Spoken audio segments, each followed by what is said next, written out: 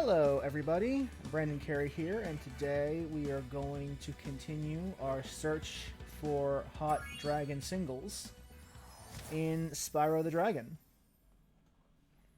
In case you guys probably noticed this already, but I've moved the webcam to the bottom right just to avoid obscuring some of the data on the top. I normally have the camera in the top right, and now it's on the bottom right to avoid obscuring the number of lives I have.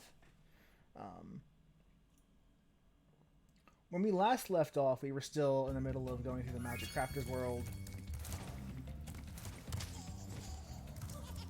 Let's get you. You I ran into.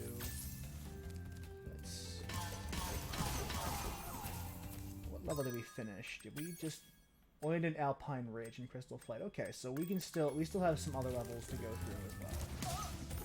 We finished Alpine Ridge over yonder.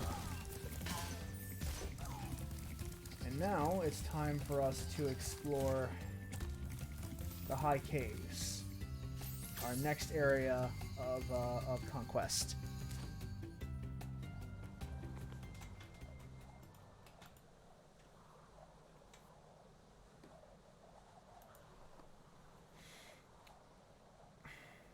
I guess dragons be like that, Kelly. That's why they have so many dads. Like, that's how dragon biology works. Tons of dads and no moms.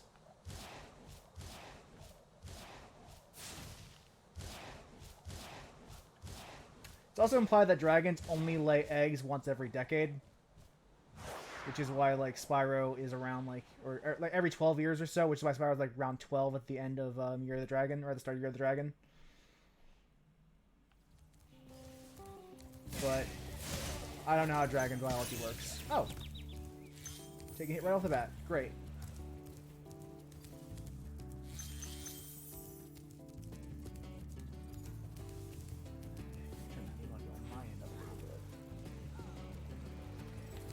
So, here we are.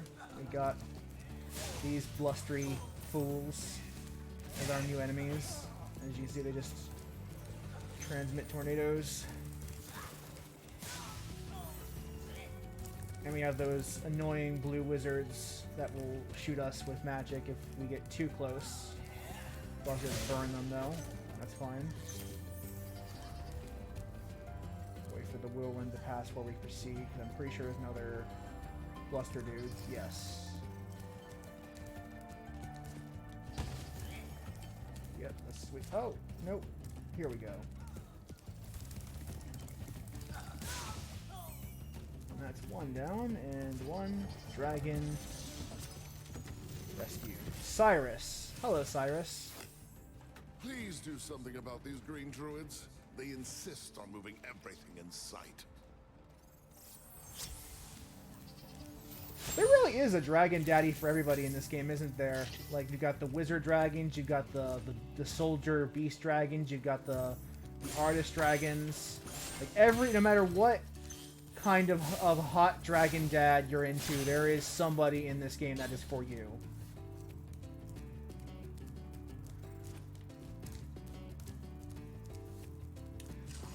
Oh, you like the coffee dragon, Gavin?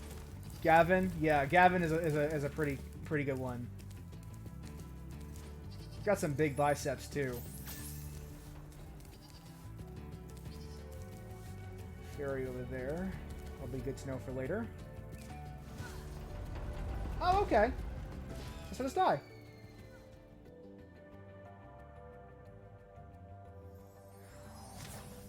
There has to be, Kelly. There has to be. There's no way there's not. Out of all dragons here, not one of them is like a little skinny thing.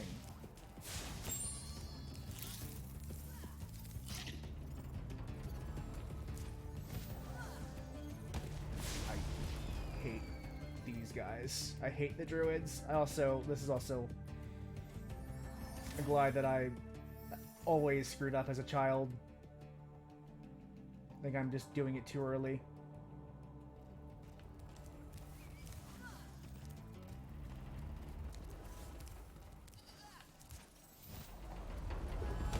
Come on!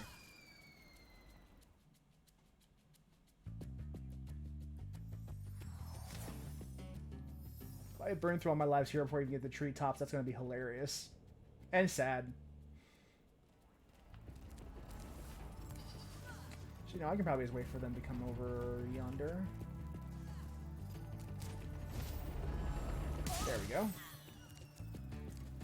You're toast.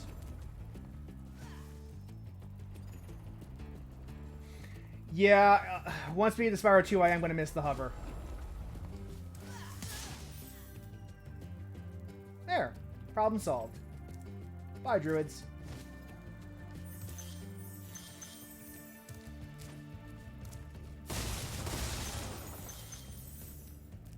That's water, I think, not land.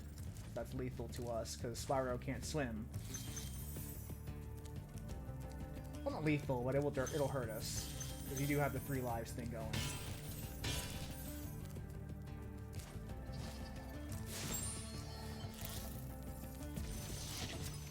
Ajax! I hate those bugs. When I become big and strong like you, I'll squash them all. Until then, remember that supercharge makes you invincible. So, that's the hint on how to deal with these spiders over here. As you can see, they're big, so I can't charge them. And they're metal, so I can't flame them. But, fortunately, there is a solution. While taking a hard-ass turn and ramming them.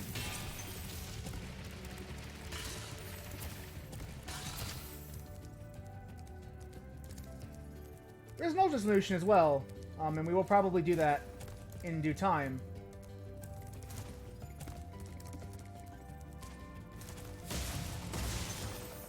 But this is one of the quote-unquote intended ways to take out the spiders, is just by supercharging them.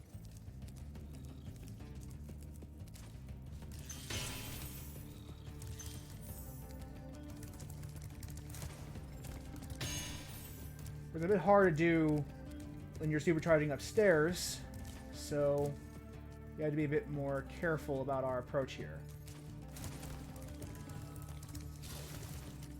Okay. I'm gonna kill you. I gotta rush up here. We are almost free. There. Now, fairies in this game are special because they give you Super Flame. We can use to burn through metal, like these spiders here. And there, that deals with probably one of the toughest enemies in the game. Those spider dudes. No more spiders, no more hassle. Again, you'll notice that this is like this. It's all the same core. Mechanically, my controls have not changed, but they introduced new enemies, and therefore need to introduce new gimmicks to take care of those enemies. But that's as complex as the core kind of systems ever get.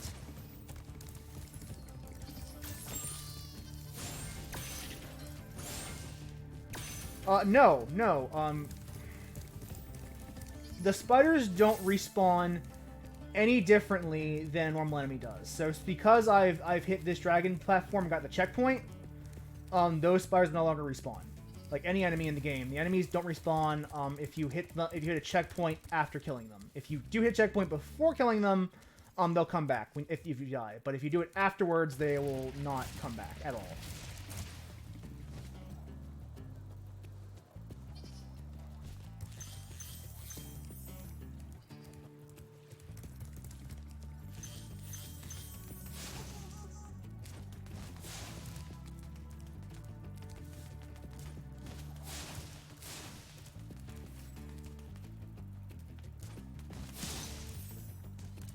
There we go.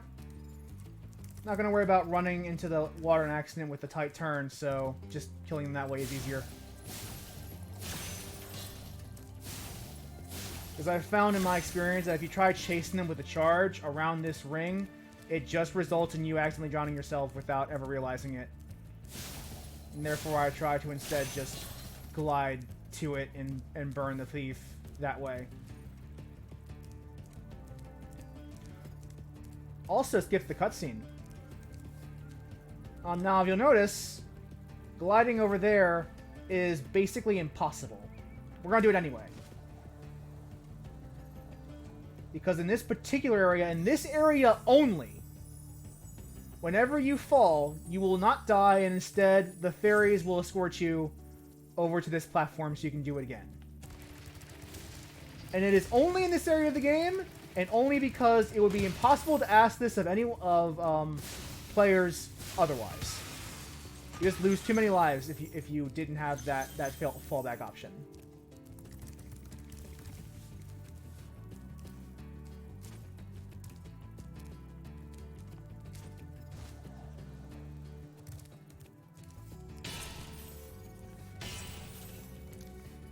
So the developers have kindly given us mercy from what would otherwise be complete bullshit.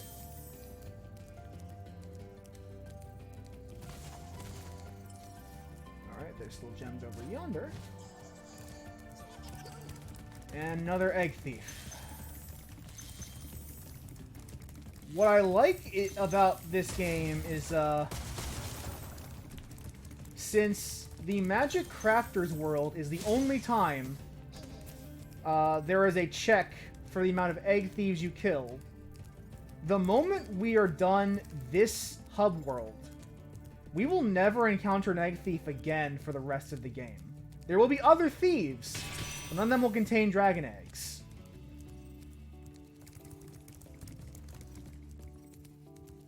So it's like a mechanic that basically becomes moot after this particular world.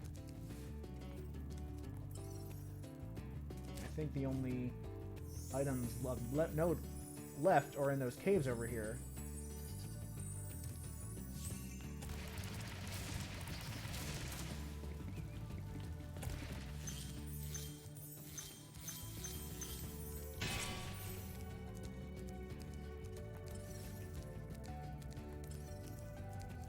Yeah. 500 gems in this place, aren't there? Yes. And one more dragon. So we're almost done. This level. This was not a hard level. The levels in this game never are difficult. They're just like, there's usually something you need to know to understand what they're asking of you.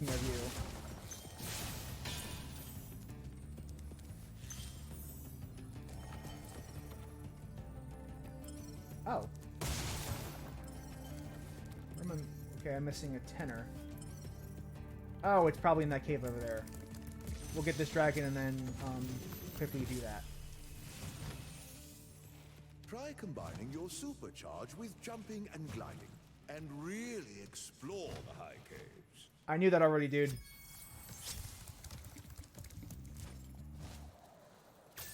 I'm gonna fall. Oh no, I made it. So, okay, Sparks, show me where the final gem is. Is it down or is it up? You gotta be clear. Oh. There's one right here. And the other one's right here. Okay. I just missed them. And since we have everything, instead of bothering to walk back, we're just gonna exit the level. So we can do that without losing any progress. Remember, the only time that ever matters is in the first world, because you need to at least get the clear for one level before you unlock Toasty. But afterwards, there is no reason to hit exit level from any other hub world in the game aside from Marston's world. So unless you're right there, it's actually just faster to just hit the pause menu and exit level and do it from there instead of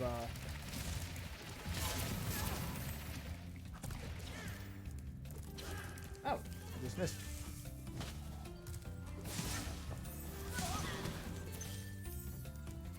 And we have two more worlds. Well, one more world and then the boss. As Spyro fans are aware of, this game doesn't really do bosses that well, if at all. Like, their definition of a boss is kind of wonky.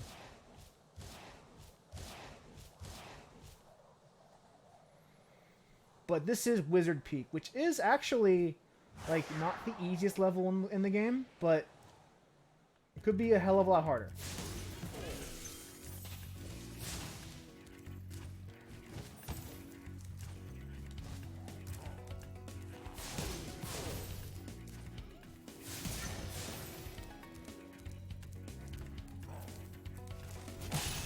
Okay. Burn.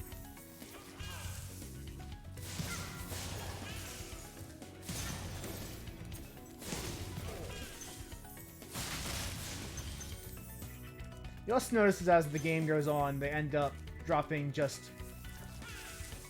There's more raw treasure per area, so you'll just notice an increase in the amount of blues, yellows, and purple gems. I don't think I can make that glide, so we'll keep going for now. But...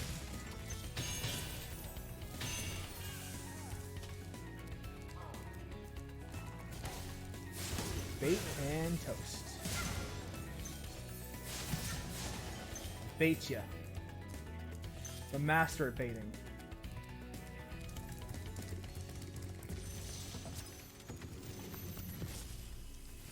Hello, Jarvis. Welcome to Wizard Peak. This is my favorite supercharged spot. Use it to bash those wizards. Okay, there are some tough supercharges here. Supercharges tend to be generally pretty tough because it's hard to be precise with them, and the game kind of does expect a degree of precision. But we will do our best.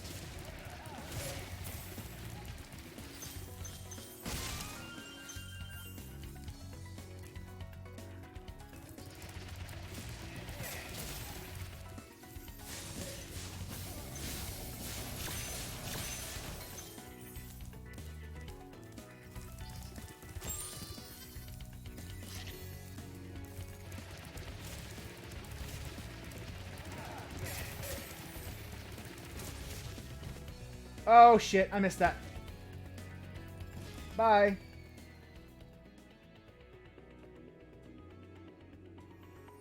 I think I jumped too early.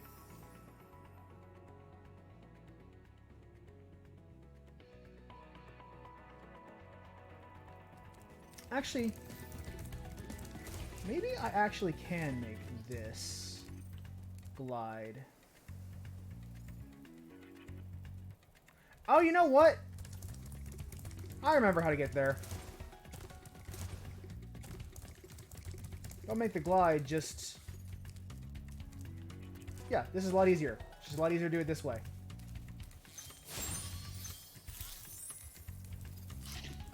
Yeah, this is how we'll do it. This is a lot more sensible and less scary.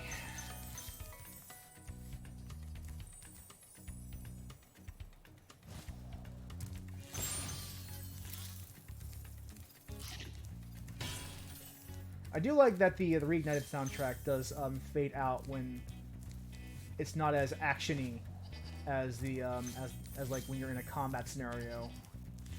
Combat as this game would have it. Do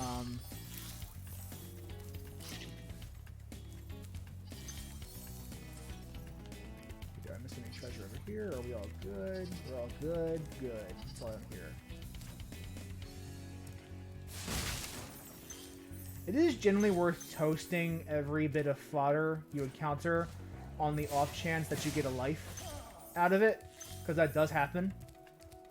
Unlike the original version, they did import the kind of like blue live butterflies into this game, so there are more lives out there than there normally would be.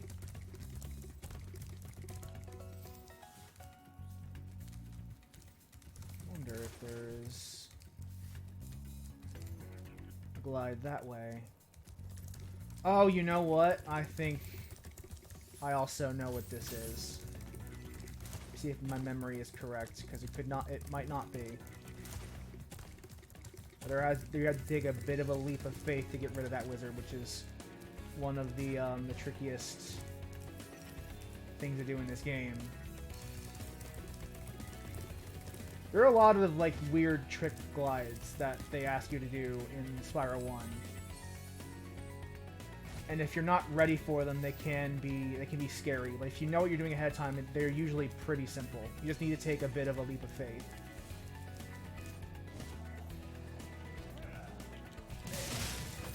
Like that. And if you're bold, then you'll be fine. If you're cowardice, then you'll probably get punished for it. That's how that tends to go.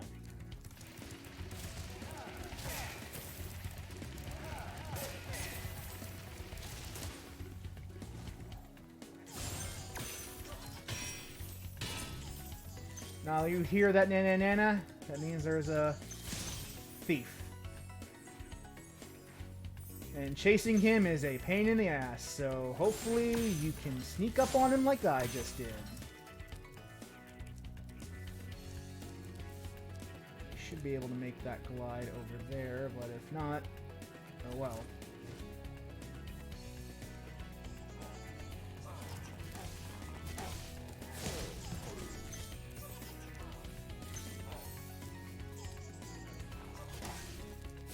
There we go. The Dark Project.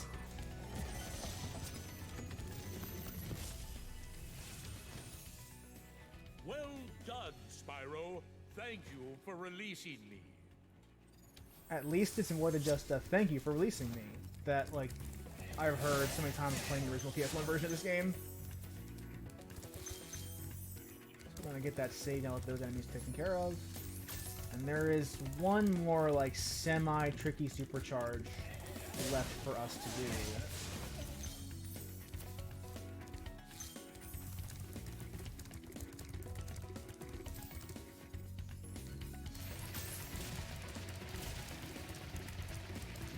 Oh. Cutting this corner is actually difficult. Actually, we're just gonna do this part now. This way. Yeah, there we go. And that solves that problem, which means you don't take that corner as tightly anymore.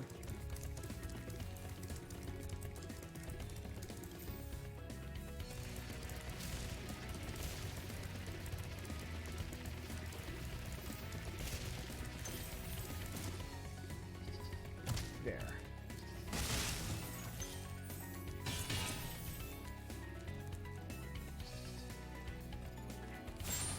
Yeah, I agree, Kelly. It is such a godsend that even the ones that just have a generic thank you for releasing me also have a unique design that gives them something, some form of character.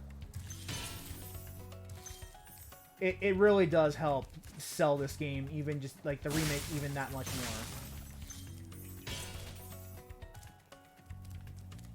more. And I think that's the last trick of this level. Ron, it should be just a pretty straight shot to the finish.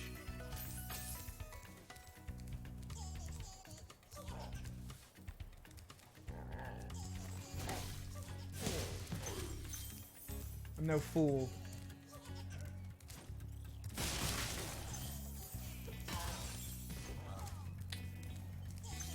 Ow.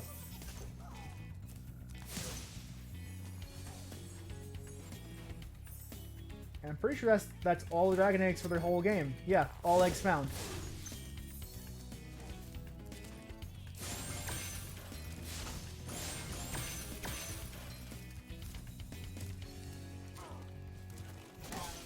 Oh, okay. I did not know you could just get that to happen. Oh, what am I missing? Over there. Oh, let me get this dragon first. And then we'll go over there.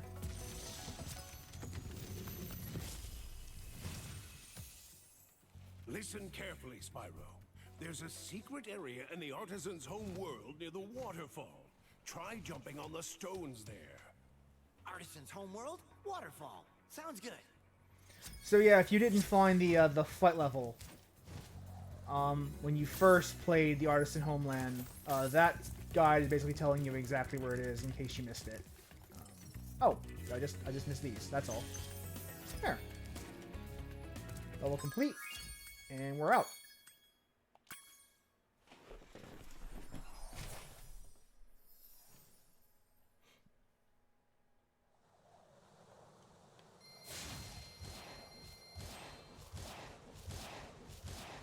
making some really good progress.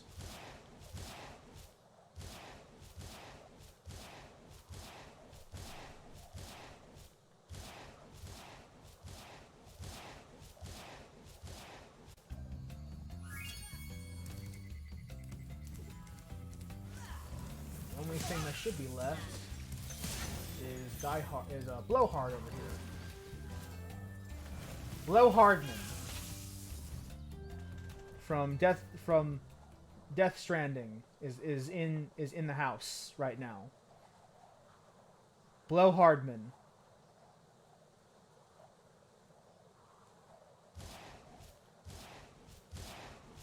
The shading in this game is so good.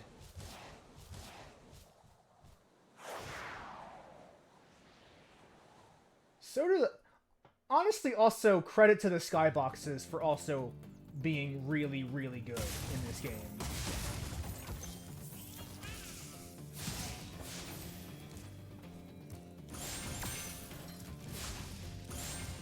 And this is, of course, the boss level of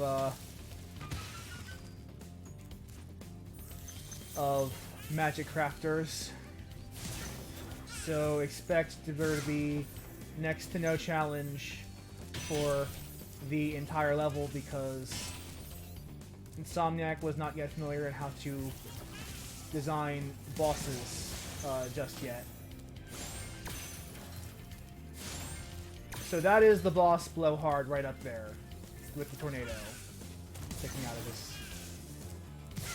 Or has he just made a tornado? Yes. Very, very powerful boss. Just ran away after being hit by a single flame.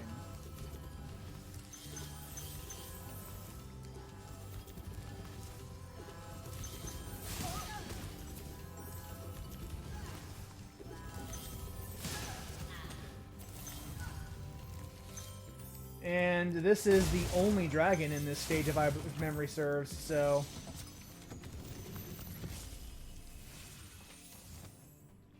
Thanks for releasing me, Spyro. You have no idea how long I've been trapped in Crystal. And, neither do I. Who are you again? I'm out of here.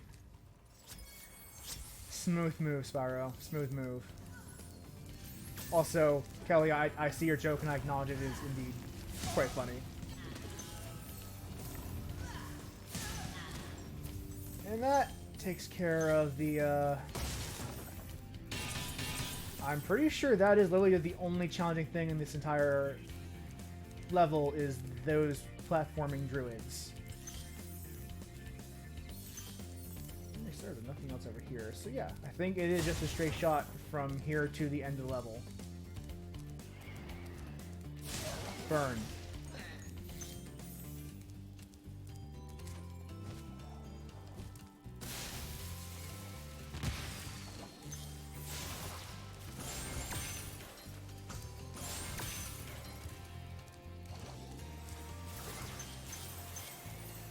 I also want to emphasize that there is literally nothing stopping me from just walking past him to the end of the level.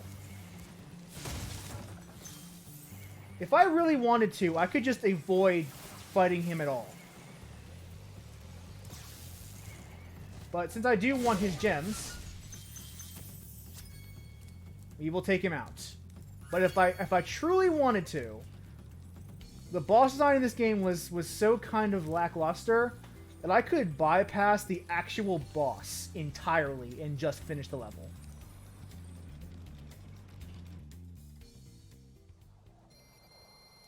I love this game. It has some really bad boss design.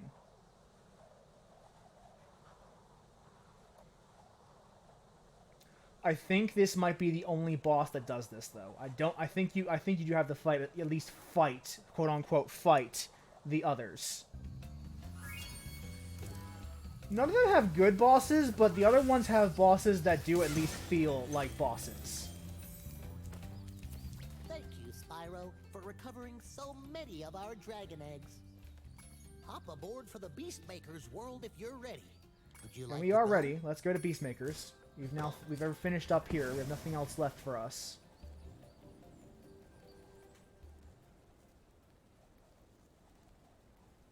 And this is world 4 of 5, or is it 6?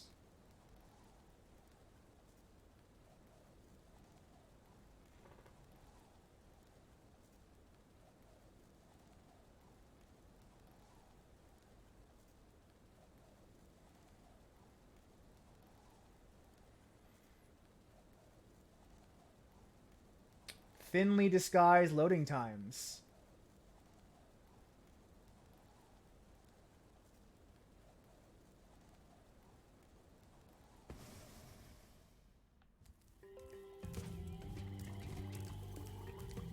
Out of all of the hub worlds, this is the one that got the most special treatment. If you Google what the original PS1 version of this looked like, I wish I had like the Halo Reach style toggle between old and new graphics. But if you look at what the old version of this level looks like, it is just like a bit of geometry with a completely black skybox. Those trees aren't there. The shrubbery around the skybox is not there. It's just black. It's just blackness everywhere.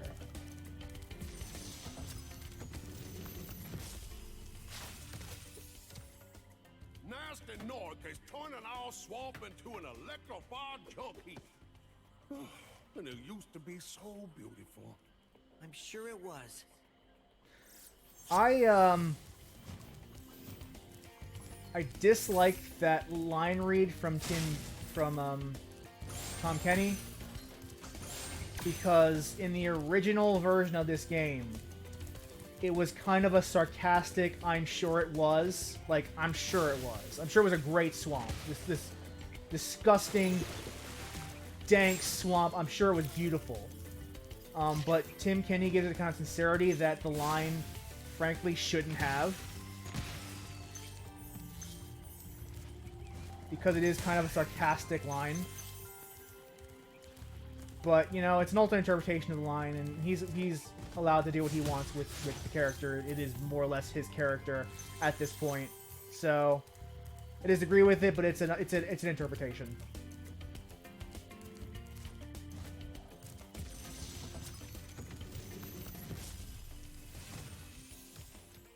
Spyro, it's great to see you, but I gotta go. What the fuck? Did he just Commander Shepard, I must go me? Or I should go me? Wow. I got dissed by the dragon I just saved.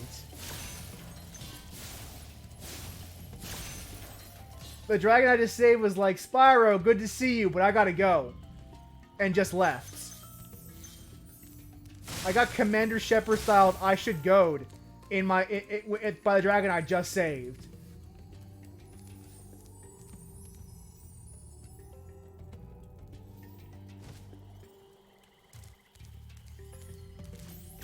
I forgot that dragon did that.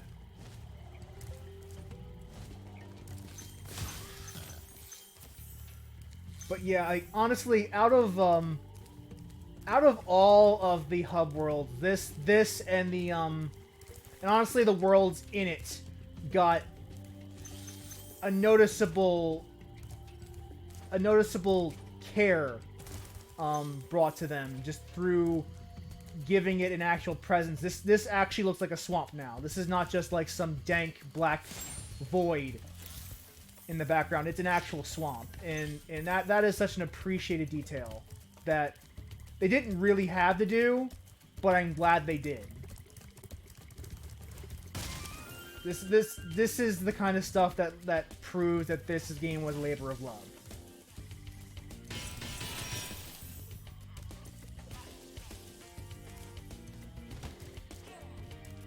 I need to give it a little more set time and burn.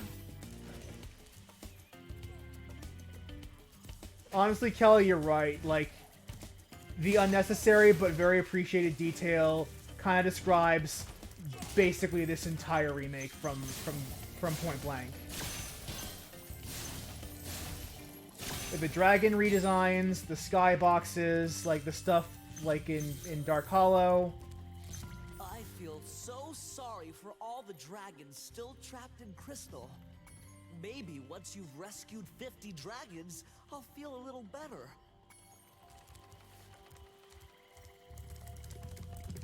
Hint, hint. But yeah, there's just so much little, like, otherwise meaningless, but really, really appreciated detail that is just here, and it's so nice to see. It's so nice. Oh, no, no, no. I think the balloon guys are crabs.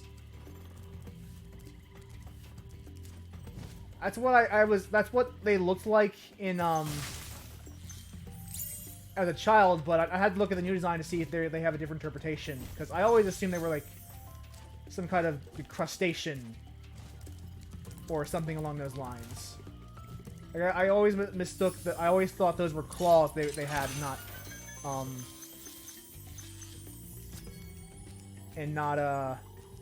gloves. But let me look at the design one more time and see if I can get an idea. Oh no, those are gloves. So yeah, I can definitely see Chipmunk. Yeah, Chipmunk definitely is plausible. That or Squirrel.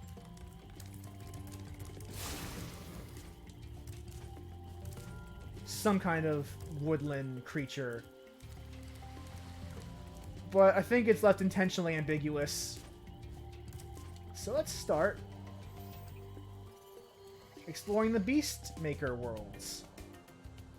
And again, you go through, each dragon world has its own kind of theme to it. Artisans are crafters of tools and other artistic works. Peacekeepers are the warriors. Magic crafters are the wizards. And, like, Beast Makers is more or less the animal husbandry world, where they take care and create and raise non-dragon but or non-sentient animals. Again, this could have easily just been a void of nothingness with a green sky in the background, but they actually add details to make it look like a swamp. But yeah, like this, like swamp, like there's a misconception about swamps that they are kind of like the enemy of life, but there's a lot of wildlife and ecosystems that exist in swamps and are kind of defined by swamps. Like swamps are not empty voids that are hostile to all human life. You can, like, there are tons of animals and species that thrive in swamps, so it does make sense for the world of life, of the creation of new races and the care of old ones to be a swamp. That actually is fairly plausible in reality.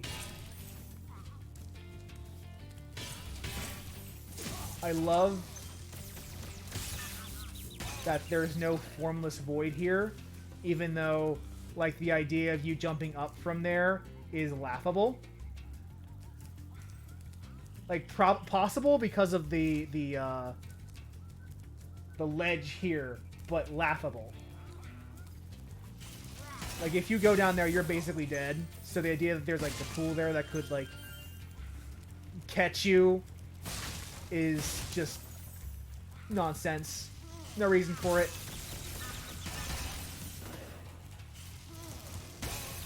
Oh, I screwed that up.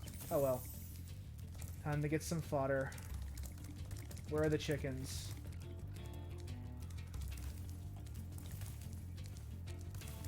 There's a chickie.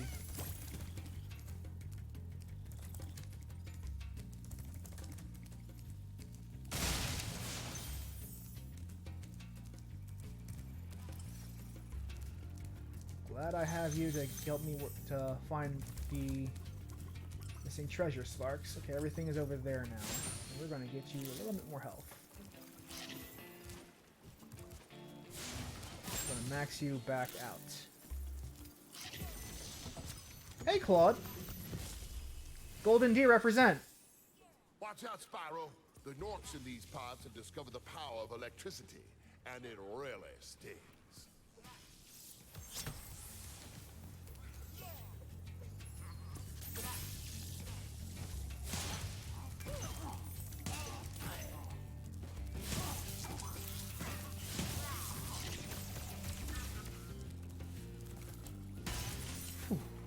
Crap. Okay, you're right, Kelly. He is like that. That Claude was not nearly as gay as beautifully, handsomely gay as the Claude from Three Houses should have been. That game claims that man is straight, and I don't know how. There's no way in hell that man is straight.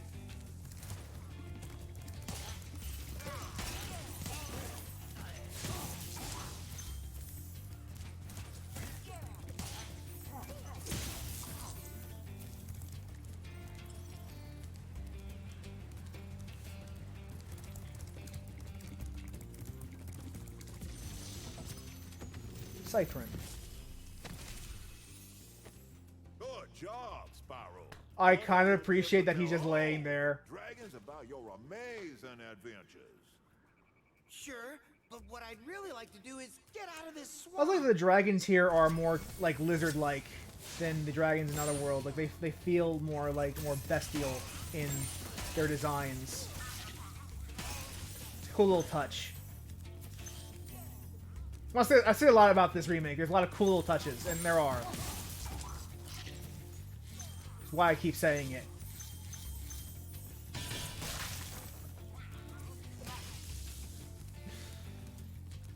I've got... Kelly, all of the dragon designs are super horny. All of them are.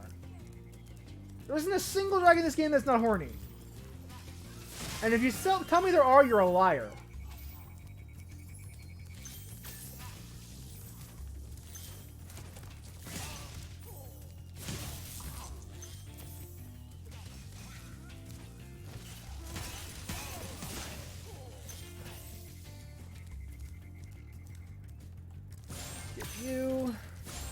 You. Probably could have gone this way, but, you know, I'm not a speedrunner. I'm just a player.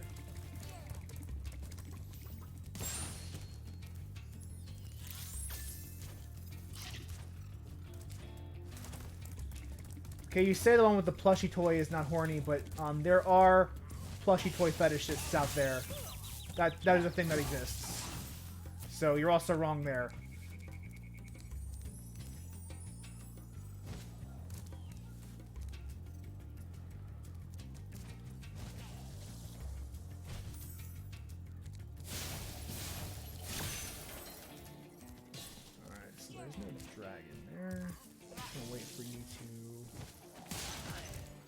I really don't want to come back here.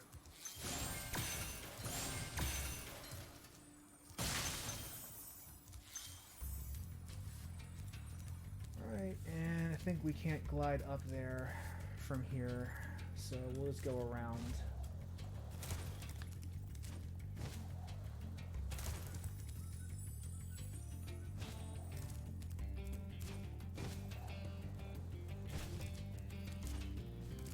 Jump, jump, jump, jump.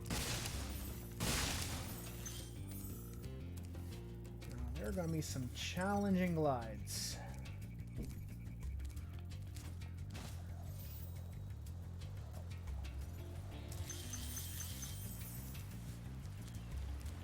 Okay. Let's see if anything's back here. Nothing's back here. Good.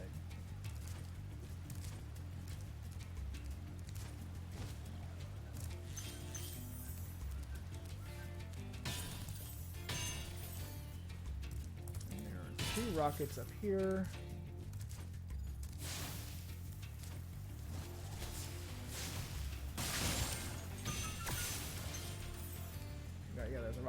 too that I missed, but we'll get to it.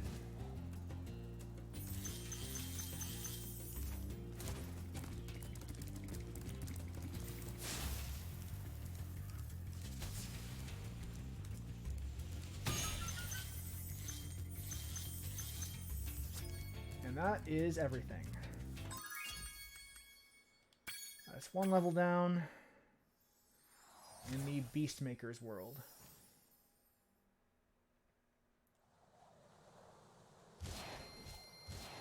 Making progress. And we still have a foot level to do. Plus, oh right, Treetop's coming up. That's gonna be fun. That's gonna be fun. That's like the hardest level in the game is right here.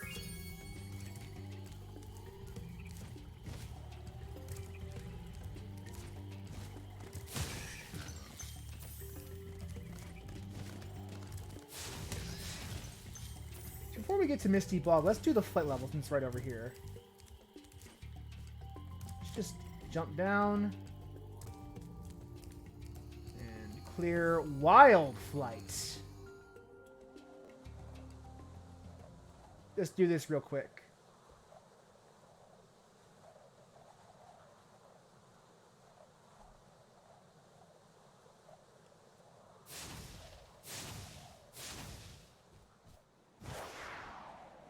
This, I believe this one was easy, but, you know, I've been wrong about things before.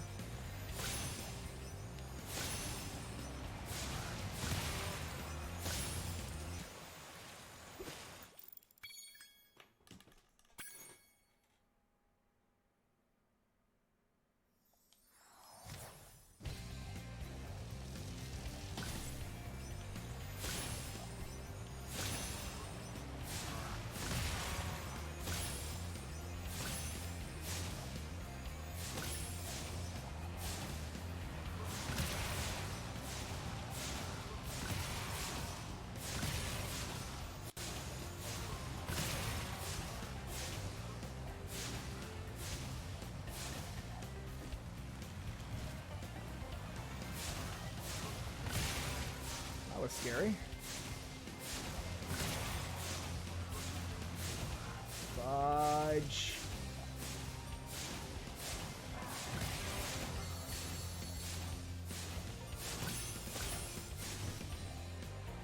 I don't remember where the last treasure is. Oh, right here.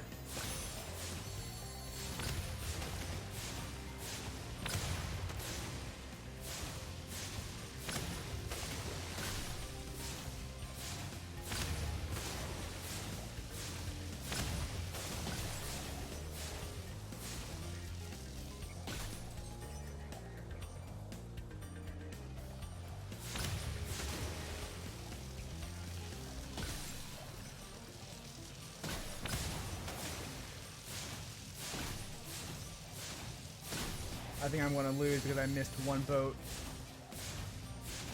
That sucks!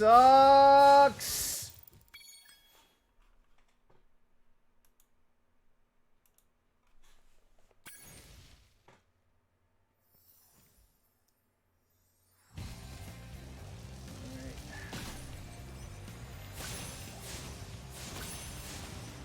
Would have been easier if I had more time.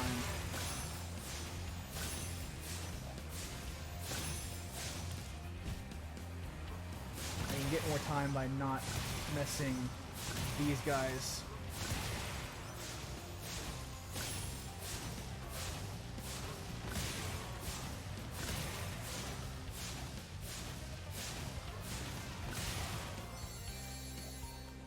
That'll buy me a bit of time.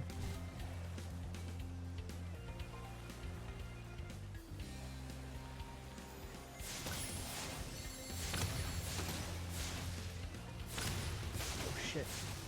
Ooh.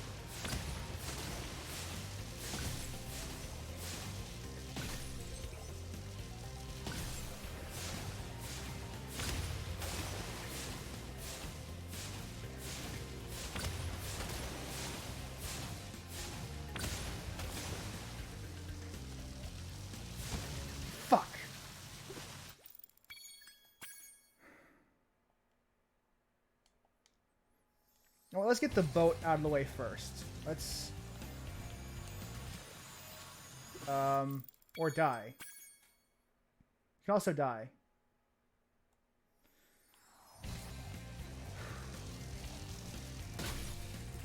Alright, so...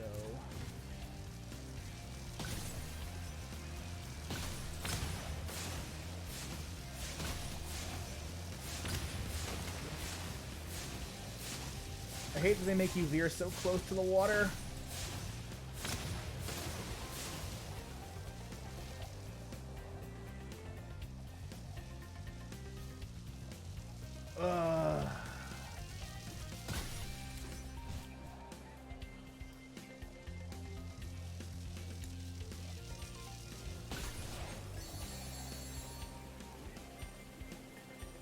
It's okay, it's okay, everything's fine. Gotta keep calm. Ugh! Why are you so low to the ground?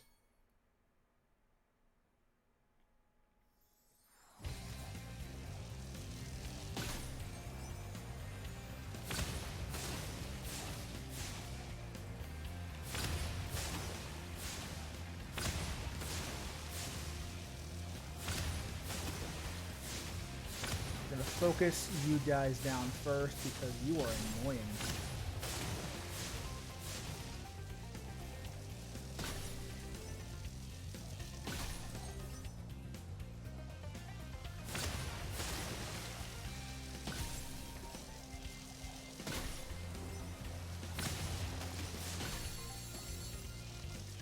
Alright, this should actually be the run.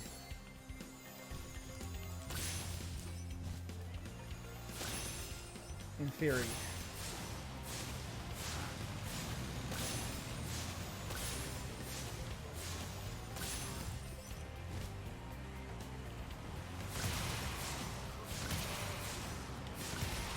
Three, four. One. One.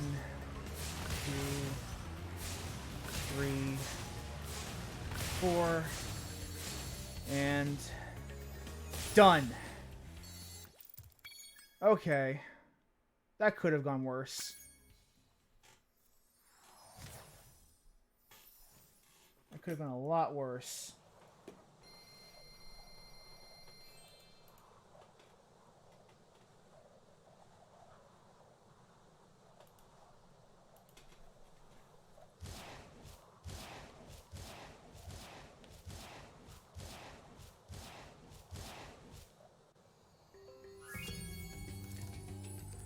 I mean, heating game moments for me are me using the F word a lot. They're not like using... They're not like PewDiePie's heating game moments where he uses bad words. I just use fuck a lot. I just say fuck. Dragons! Yes! Dragon Daddies. Oh, we're about to meet Bubba. Hey, Steve. How's it been?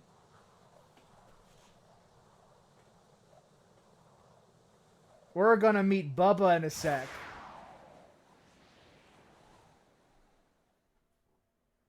Bubba became popular because he's part of the marketing campaign for this remake.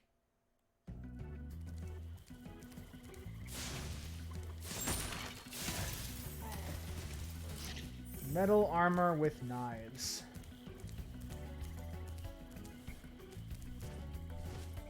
Now, these trees scared the shit out of me as a child. That is, honestly, to me, the most terrifying visual.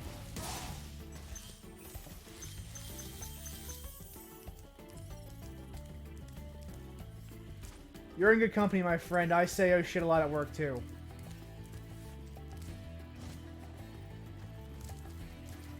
Toys for Bob probably was horny on me when marketing this game, but they also probably knew who they were marketing to, so it's fair.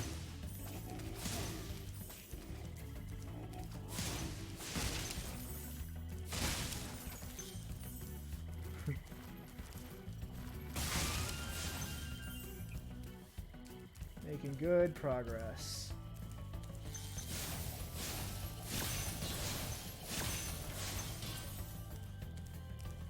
This level requires you to be a bit more careful about how you approach enemies because you want them to kind of get drawn to you and then take care of them out as they're coming after you. That was a little close. Closer than I would like.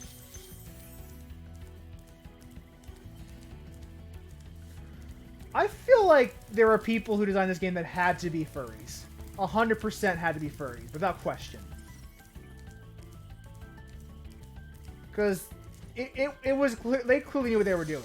There was no ambiguity there. Be on the lookout for attack frogs. They are cold-blooded. Where's your killers. twink, dragon? Attack frogs? And this used to be You just something missed it, nice. Kelly. He's right here. Roscoe.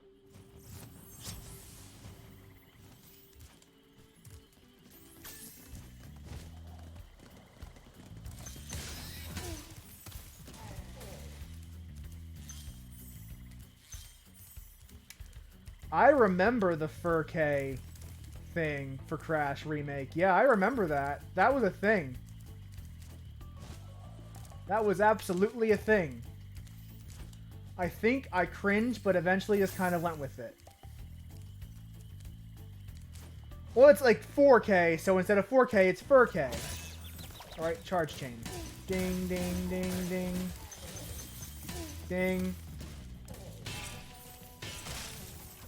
I love that they can't trust you to know where the level is because of the layout. So they gave up and just gave you a down arrow to let you know.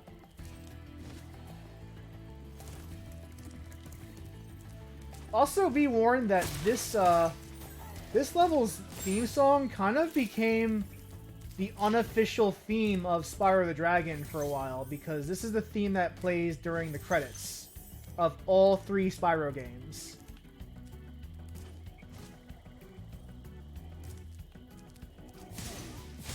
Oh. I missed you. Alright, here we come to, This is one of the most fearsome rooms in the entire game. Because of these fucking frogs. A lot of people will just blindly charge in and get hit because if you just charge, odds are one of these enemies will kill you. Or will hurt you. So you actually have to be fairly tactical about how you approach this room.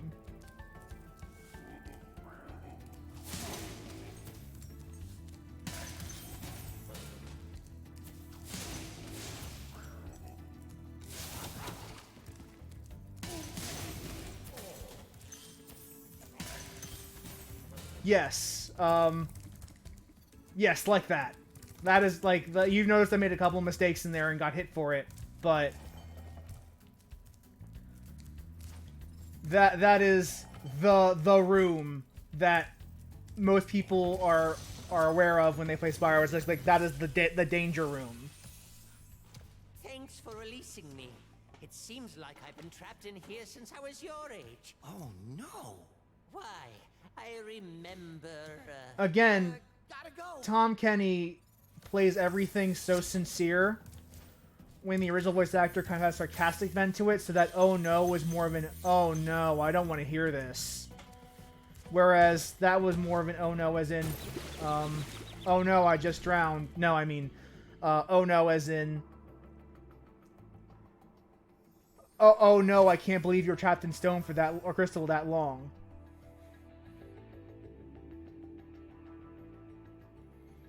There are a couple, like, I love Tom Kenny, but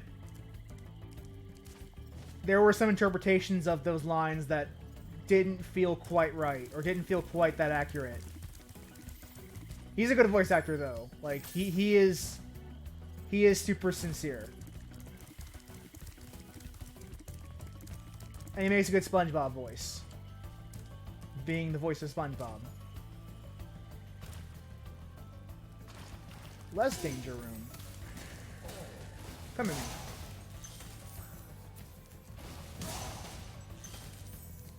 Aw, thanks, Steve.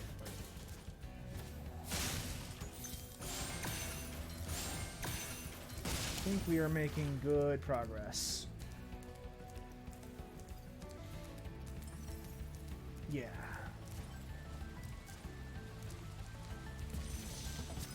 Hey, Zeke! You betrayed Cole and Infamous. For releasing me.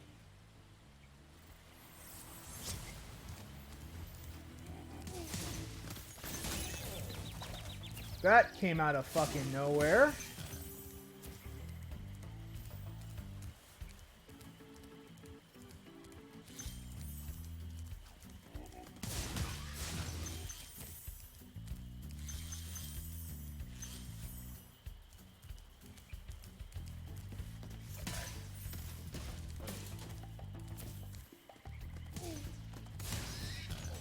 I'm just gonna try to let these boars handle these fools. Safer that way.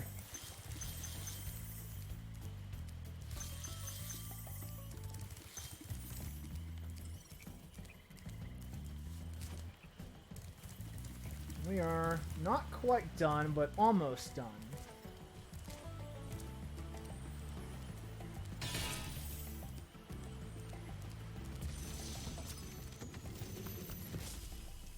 Hey, Bubba!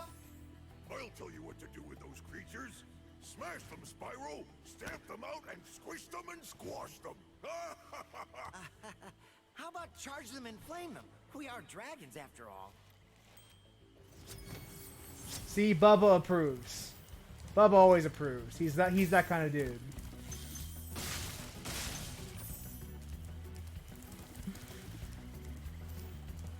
That's Bubba. Now we have a few gems left to acquire, but I think we got everything else. And that requires a bit of a glide shenanigan. Oh! Or I'll just drown. Oops.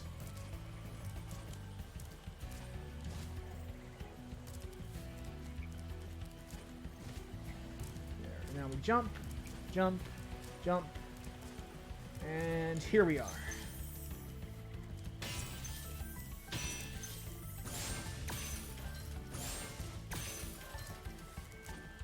And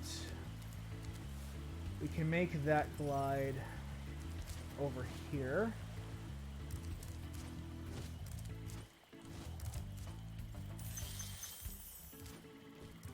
And do a charge chain.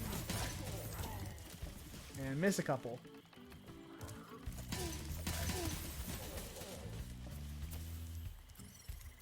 We're missing some gems, but that's not a big deal since we do have the gem radar and sparks. It was a seriously good idea to bring that into this game. Okay, it looks like they're down there, so what do we miss?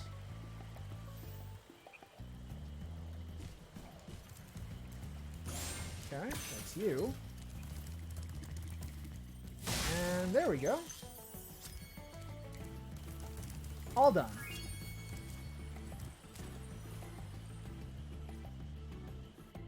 Next up, the dreaded treetops.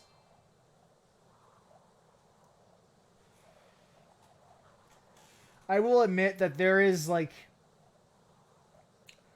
the fact that I can 100% each level does make me feel good. I hate having to come back to things I've already completed, just so I can do something that I missed out on the first time. So, being able to get 100% in every level the first time through, it helps. It makes me feel good. I was hoping you were going to be a blue one, but, you know, maybe you'll be a blue one. Okay. Blue Sparks is not the worst. It's time. This is one of, if not the hardest level in the entire game. To finish it is easy, as every level in this game is easy to just get to the end. But to 100% it takes quite a bit of finesse. You saw the supercharge shenanigans earlier in Wizard Peak, and there is a ton more here. Also, remember I said there were no egg thieves left. You do still have other thieves, like that one we just saw. There are 2 thieves in this level that each contain treasure. And that's how they get past the fact that you don't need dragon eggs anymore for the rest of the game, is they just have thieves that have treasure. So yeah, there's the thief up there, and the red thief down here.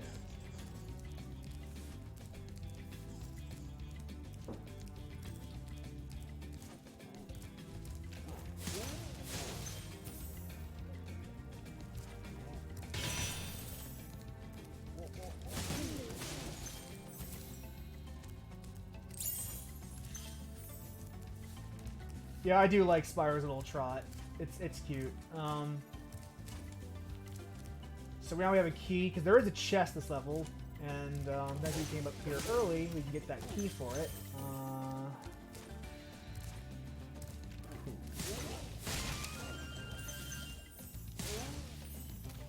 Enemies here are kind of annoying, but not really the big threat. The big threat tends to be falling to one's death due to a botched supercharge.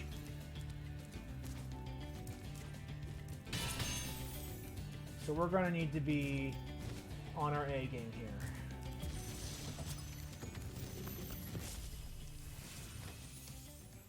Greetings, Spyro. For an amazing tour of the treetops, don't just stop at one supercharge. Ah.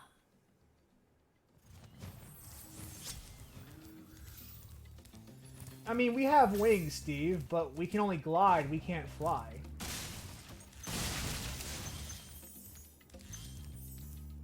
We're not an adult dragon, we're a baby one. We don't have the adult wings. We're not big and strong yet.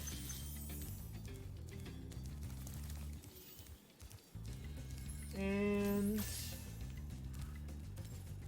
I'm gonna go for it. I believe I'm gonna see if my memory is right on this, how to do this charge properly.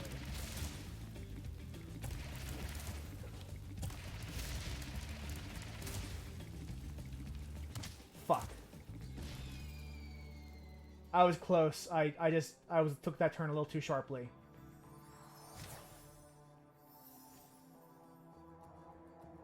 I love that reigniting.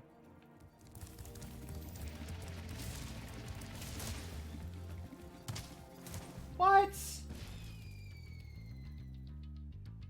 That's bullshit.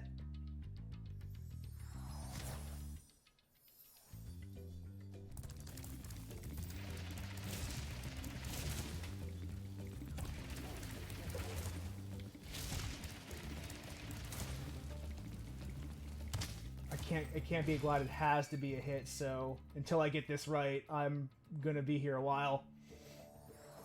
I'm very sure this is how this works. This is why this is such a hard level, because even if you know what to do, it does take some finesse.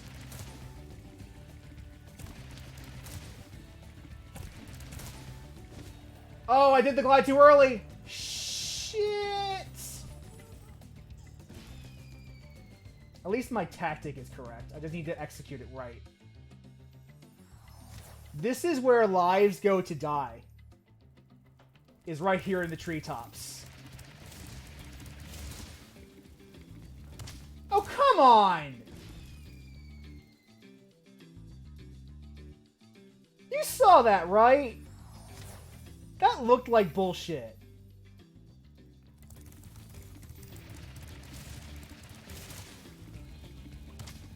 Okay, this is absolutely just bullshit.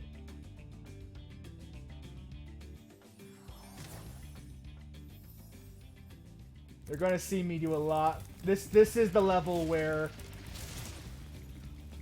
bad things happen.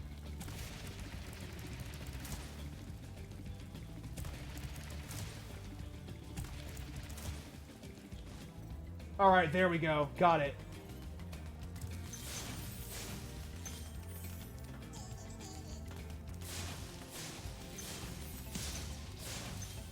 Got you. And stuff like this is why this particular level is so hard. Even if you know what to do. That was quite a ride, Spyro. You learned a lot since you were a young glider. Yeah, well, you could have found an easier spot to get stuck. Same actually. You could have found an easier spot to get stuck. But, even if you know what to do or how to do it, you still have to execute, and that's not easy.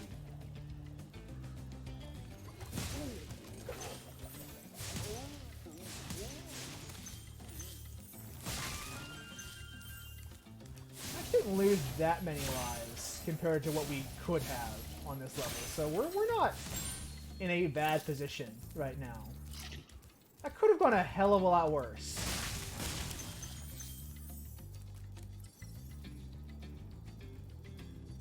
As you can see, there's a dragon over there.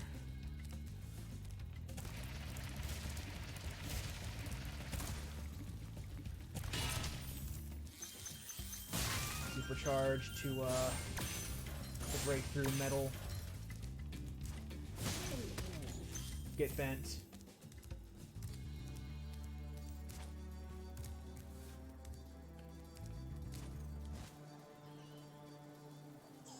Now we could just end the level here, but we're not done yet, so we got stuff to do. And I think you just heard the thief.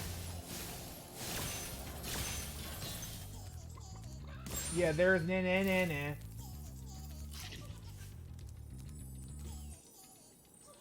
The enemies in any platformer are pretty embarrassingly nearsighted.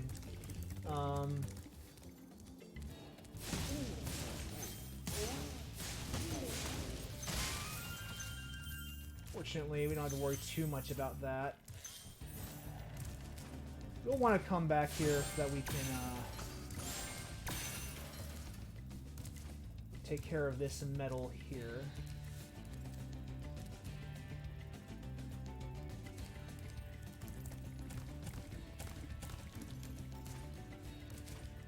Navigating these treetops is a bit tricky.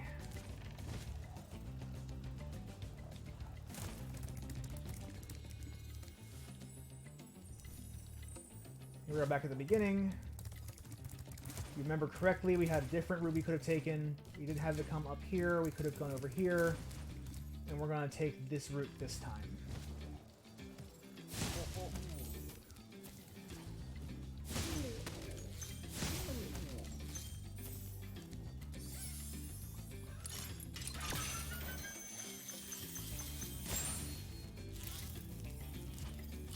And in case you don't remember, the reason I toast all the fodder as soon as I see it is because I'm hoping that one of them drops a life, an extra life, because that is there is a chance of that always happening. Hello, Isaac. Spyro, if you jump at the end of a supercharge ramp, you can really go far. I'm all over it. I'm aware.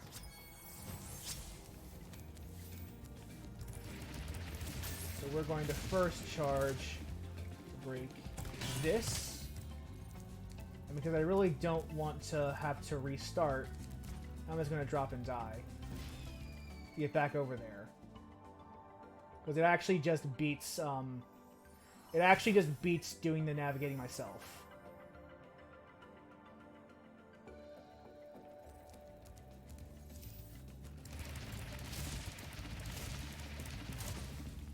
We're gonna run over this ramp.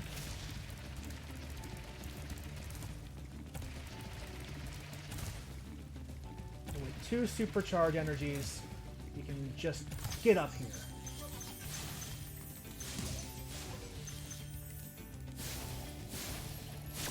Oh, you're at that part of Death Stranding, Kelly. Don't worry about it. You'll be fine.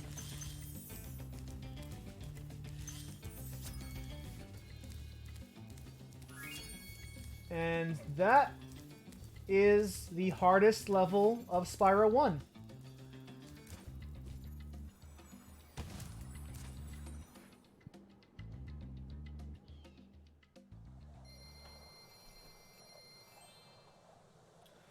We are almost finished the Beastmaker's world. We just have one more level to complete.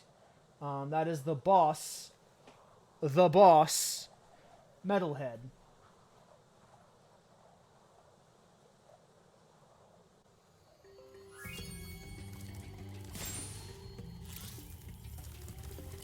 To be honest, the fact that we only took like 8 lives net, because we started at 30, we only took 8 lives there, one which was on purpose, it's actually really good.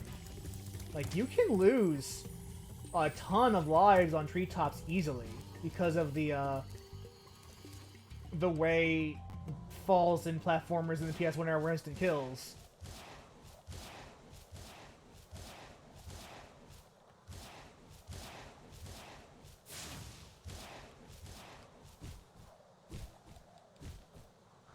Yeah, we're doing it, fam. We're doing it. Ah, decent crowd going today, too. That's weird. Usually we have, like, 3 people or less. So this is the boss area.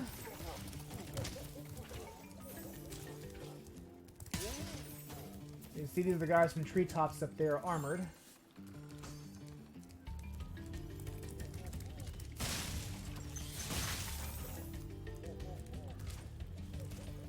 Oh, okay. Who threw that? You did. Sure.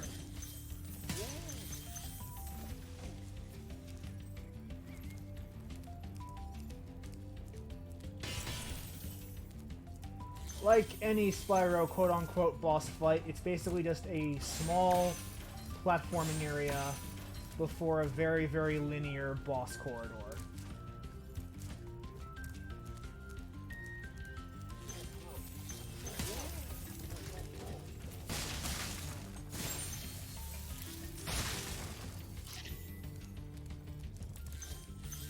So this should hopefully not be a huge problem.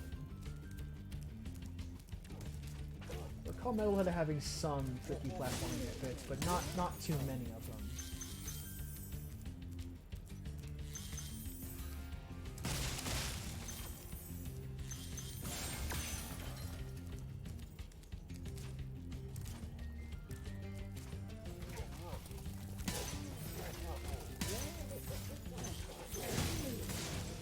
Two for one. Oh, hi. Get bent.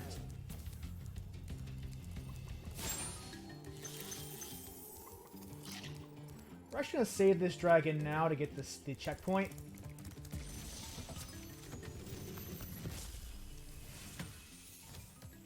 Metalhead is all charged up to meet you. Attacking the power pole should disrupt his power supply.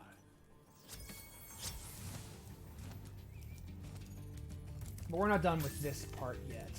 Not quite.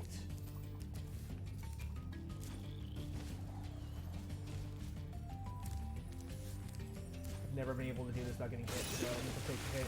Not a big deal.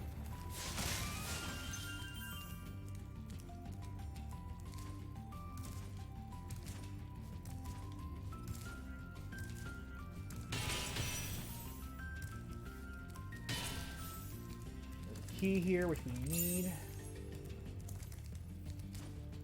There's some more chests over yonder.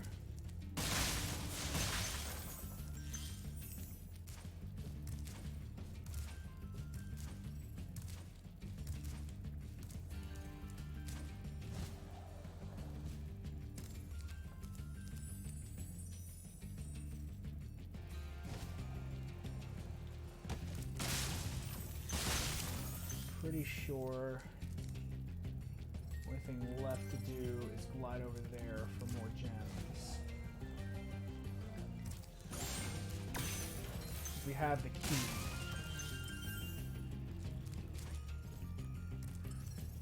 Yeah.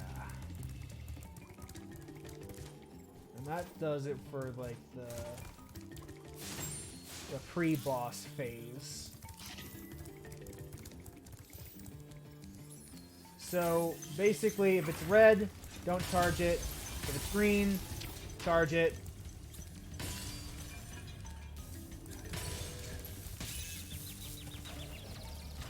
The red light, green light kind of thing.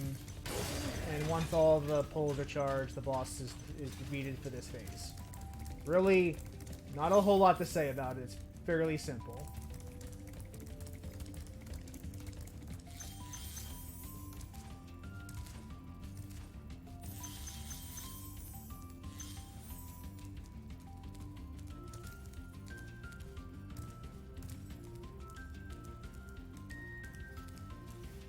This is phase 2 of the boss. Second verse, same as the first.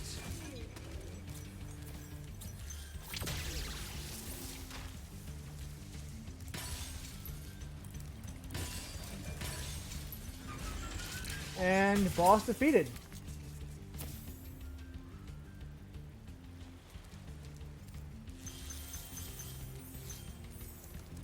But before we go up to finish the level, we have come up here real quick.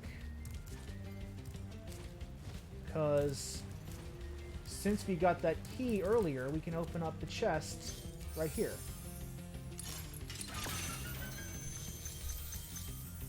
And of course grab these things.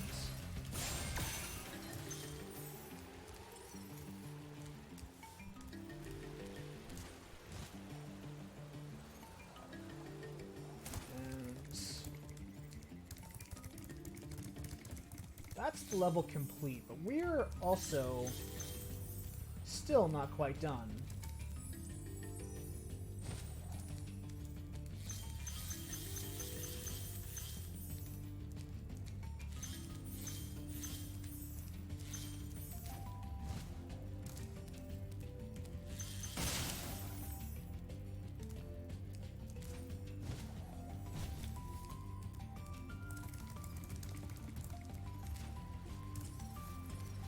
There are gems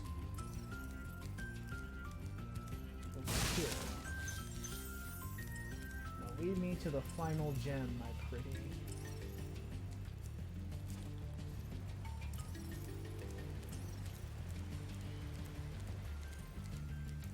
Where are you pointing, Sparky?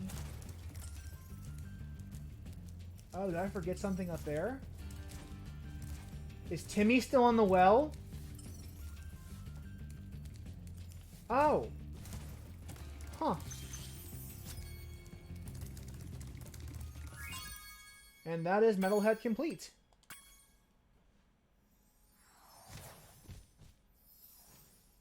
Boss executed.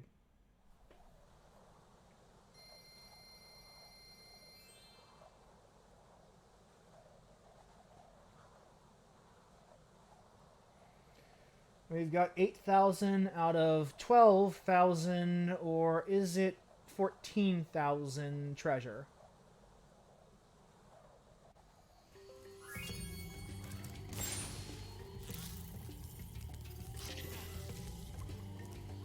Bonus is right here.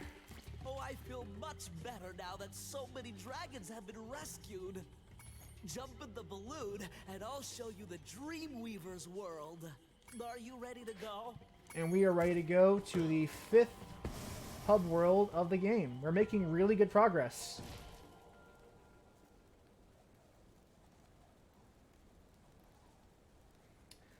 These PS1 platformers were always pretty short. Excuse me.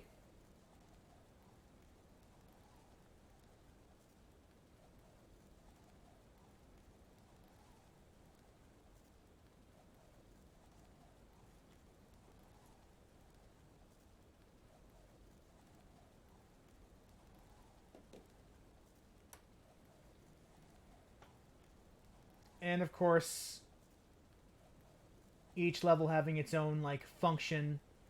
The Dreamweaver's world is a world of dreams and nightmares, where there's always more to something than meets the eye. Also, can we talk about how banging that the theme music for Dreamweaver's world is? Because it's banging as fuck, yo.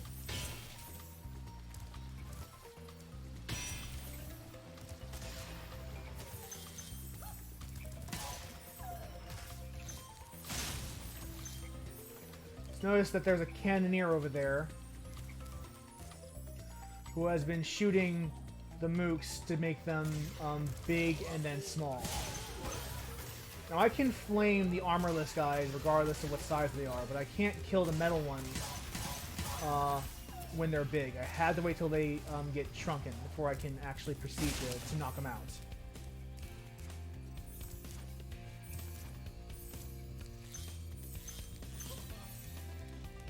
Well done, Spyro. I hope you know what lies in store for you. Nasty's world is not the friendliest place you'll ever find. Are you ready to go? We're not ready to go there just yet. We still got stuff to do over here. But whatever the condition was for unlocking this, the last world, I believe it's a certain number of treasure. We have already reached it.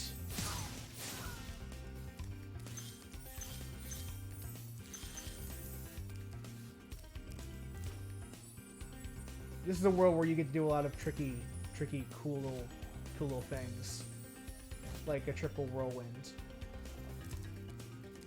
Get flames. Now, if we want to take care of these guys, because these guys will stay permanently embiggened, the cannon never shoots at them, so we have to take control of the cannon ourselves. Make sure nothing else needs to get shrunken down. You can get put back to normal. And that takes care of the cannoneer. Como. Hello, Spyro. Nicely done. I'll be done when I've toasted that nasty Nork. I like that the dragons here tend to have like an Eastern, otherworldly kind of quality to them. Like they all look like creatures out of a book or fairy tale. Which will end up being kind of a theme with this world. This feels like a world of fairy tales and mysteries. And things of that nature.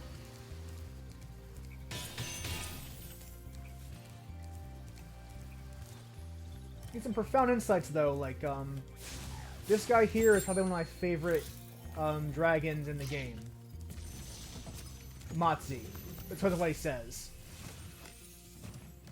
The fools you see in this world are invincible, but that does not mean they shouldn't be attacked. Sounds all right to me. Which really, that's just real life advice. The fools of this world are invincible, but doesn't mean it shouldn't be attacked. Now what that means is, that is a fool over there.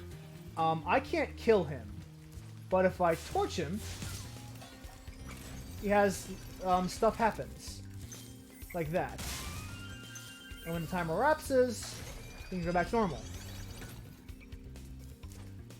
And yes, Matzi is the wisest dad. He knows how to deal with the alt-right.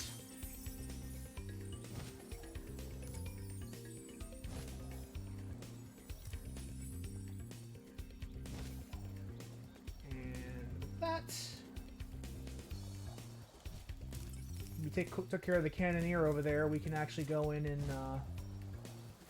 fully explore this hub world.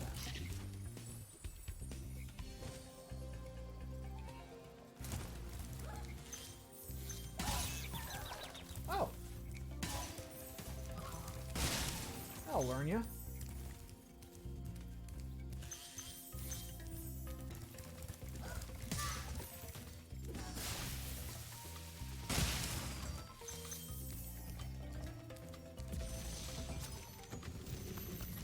Hi, Latif. Welcome to the Dreamweavers, young one. While chasing Nasty's minions in this world, you must expect the unexpected and prepare for what is not there. I like that it looks like he's seeing past you. Like he's not listening, he's not looking at you, he's looking almost through you. He's a Dreamweaver's dragon, they have insight that other dragons don't have. What is kind of weird though is that this is the dragon that kind of gives you the primer for this world and what to expect in it, and it's hidden in this weird nook and cranny over here, not directly in front of you like other dragons are in other worlds. That's a weird little twist.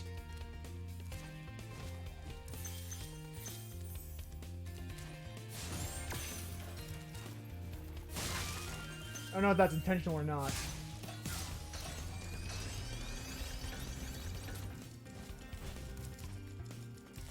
In that case, you need to torch both of them so that you have 2 platforms to get over here.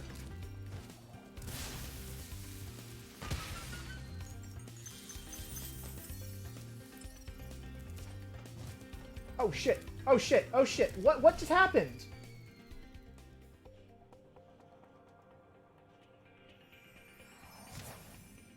That was weird. That was weird. I feel like I clipped into something, but I don't know what. At least these 2 were taken care of, which are the ones I was actually worried about. Well, not repeating a whole lot, thank God.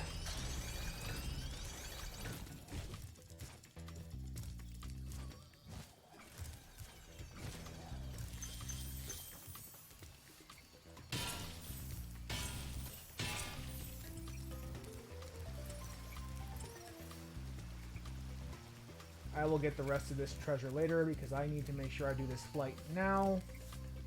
Otherwise, I might have difficulty getting up here again. Or at least I'll take more work to get up here again than normally would want to do.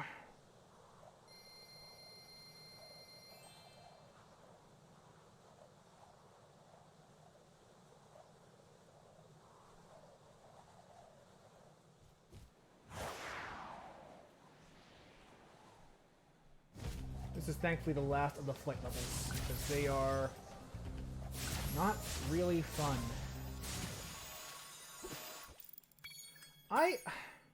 Okay, that's not true. They are fun, but not as fun as like the actual platform levels of this game, in my honest opinion.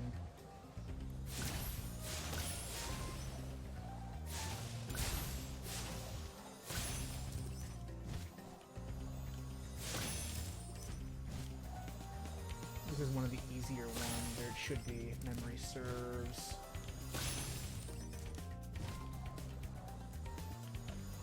Making strategic use of the drop ability to more or less reorient myself.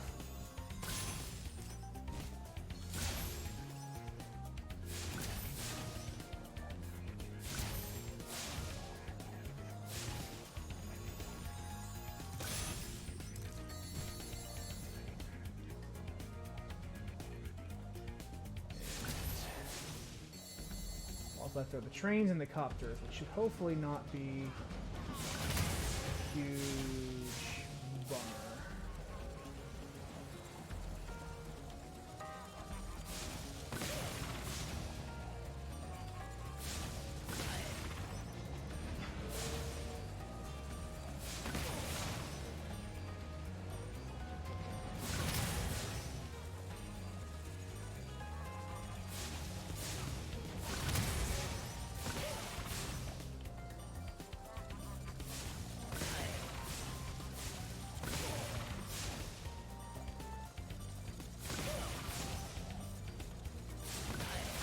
If I lose because I missed that one...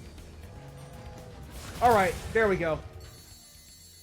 No more fight levels. We're done. It's over. We did it.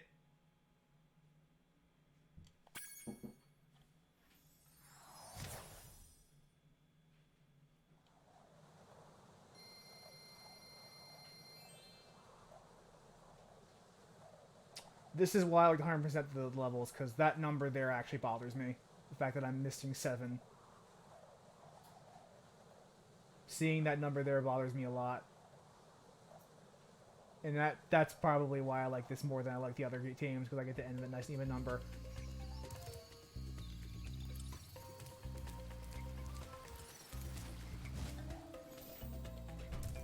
So where are you missing jemmies? over there.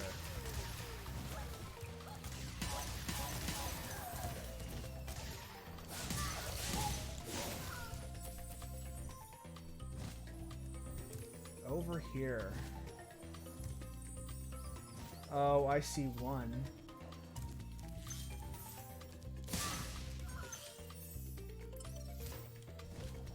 Okay, so it looks like I just straight up missed. Oh, okay. Okay.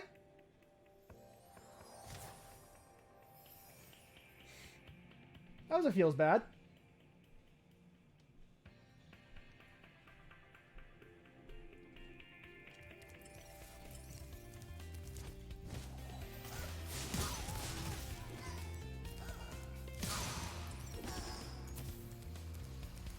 Oh, right here. Since we're already over here, let's get Haunted Towers out of the way.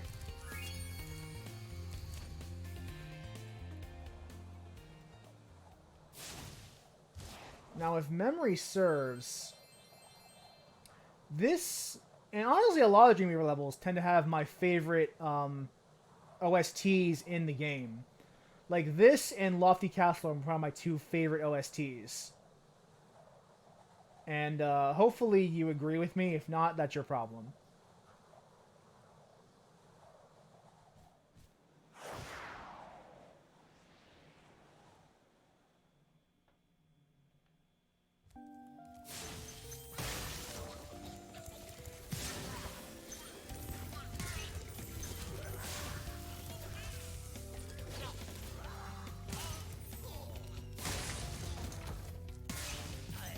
So remember the fairy from the wizard level?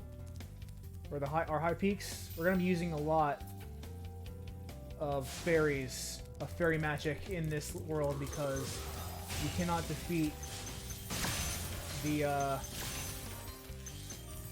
knights here without fairy magic.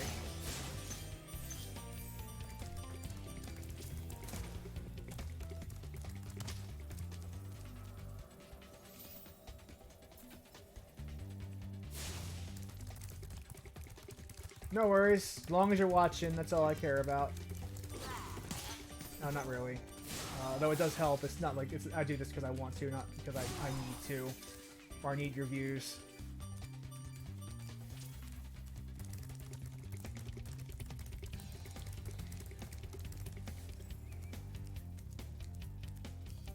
So we took care of the knights over there.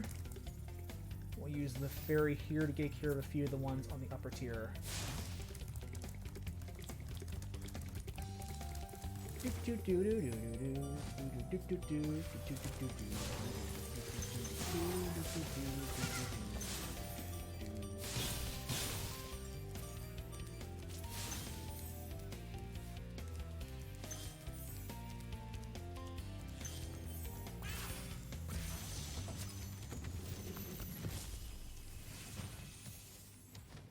Hey, Spyro. All dragons know there's magic in a fairy's kiss. See what it can do to your power of flame.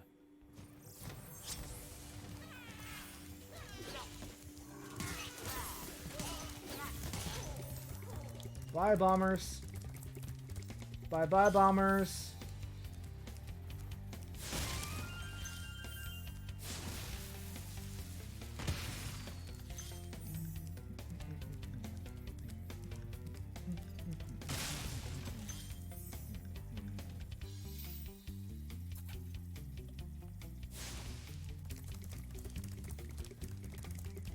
Love this game's soundtrack. Holy shit.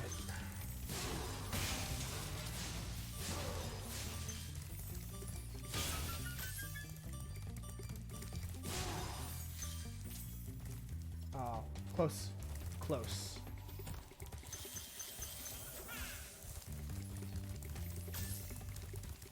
And one more fairy's kiss should take care of this other metal guy over here.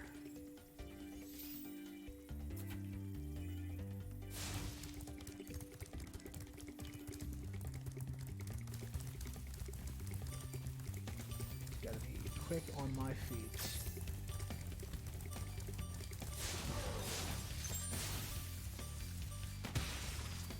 Gotcha.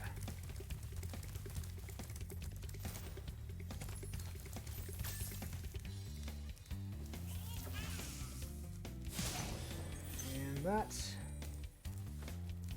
takes care of this area.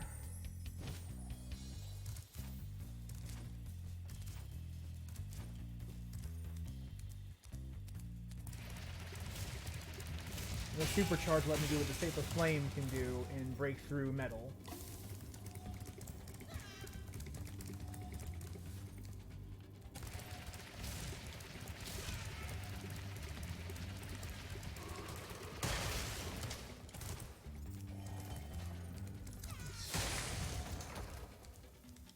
There. Just a move. Okay, no, we got the Fairy's Kiss for this.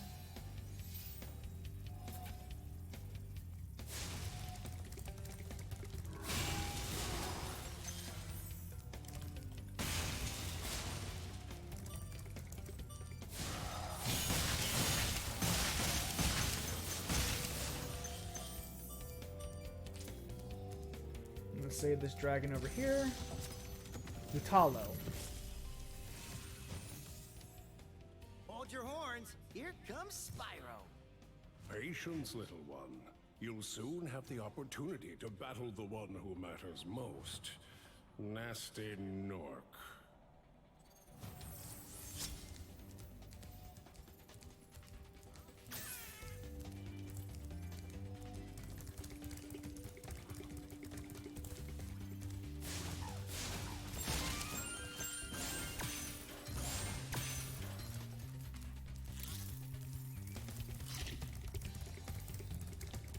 Now, I want to get a Fairy's Kiss so I can open that metal box over there. But then I have something that you are particularly going to want to see, Kelly, because I know you were trying to get to a platform in this level at some point.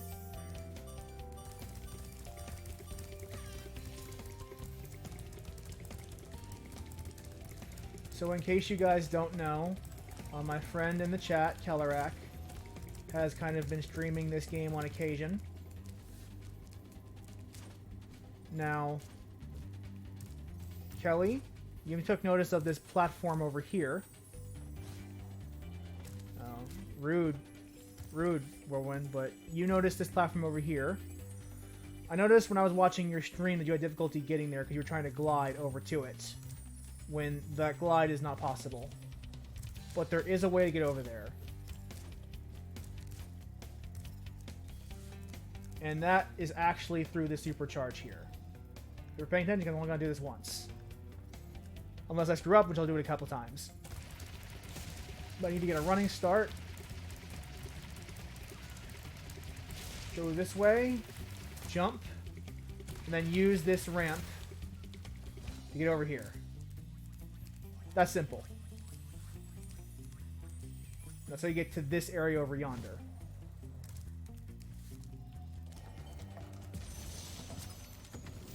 Hey, Capano. You've become a master of the supercharge. Great work. Thank you. And there is a reward here that is worth getting. Gotta race the animating statues to the top.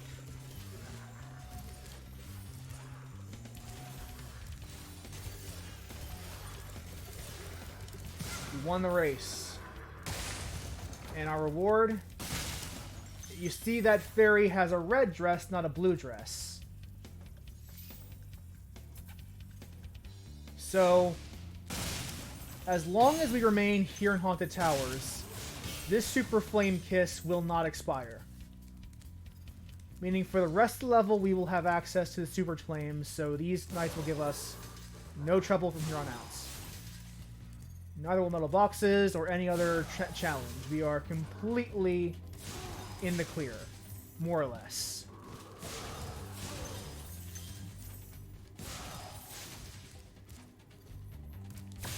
All due to the magic of a fairy's kiss.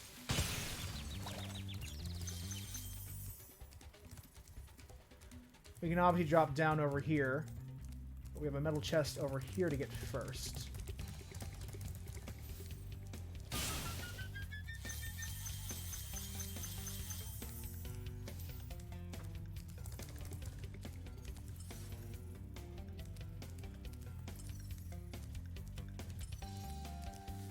that, here we are back at the level. And the remaining collectibles should be here.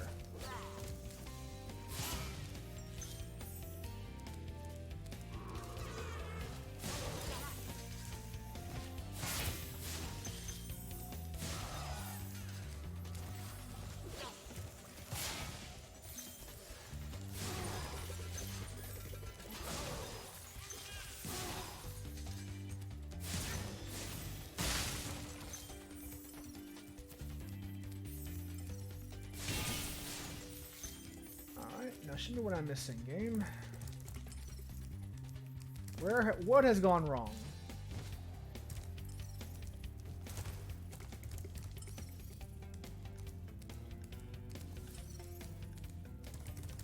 What has gone wrong?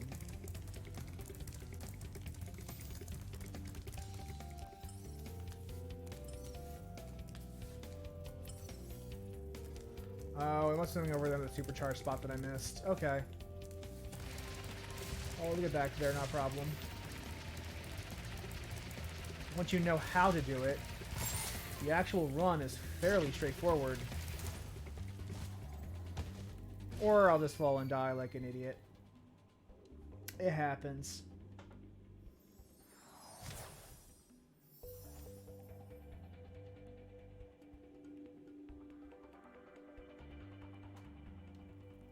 Oh, back here. So...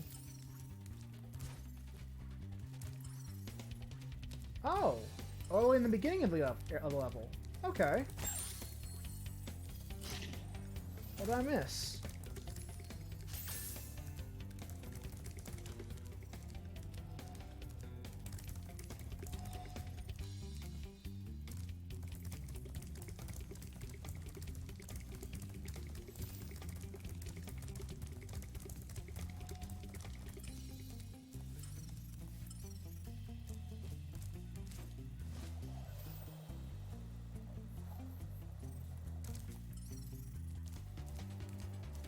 I just made literally the very start of the level. Oh my god. That's embarrassing. What are you pointing at?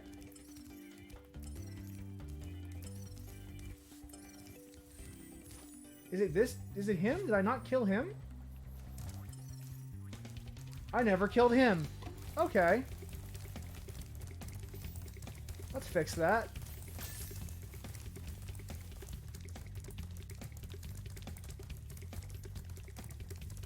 Oh, that's so bizarre.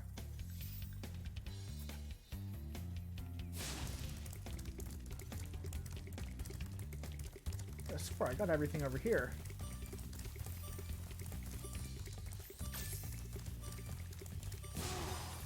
Yeah.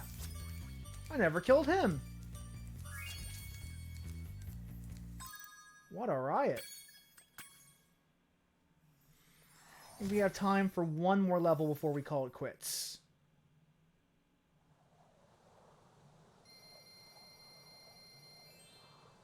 And that means we are actually making very good progress.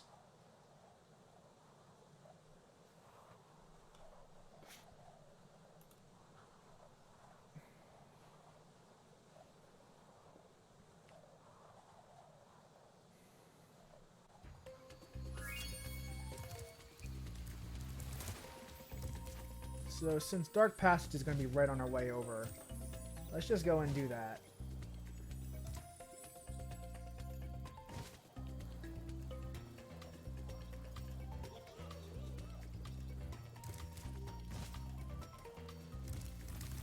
Let's just do Dark Passage.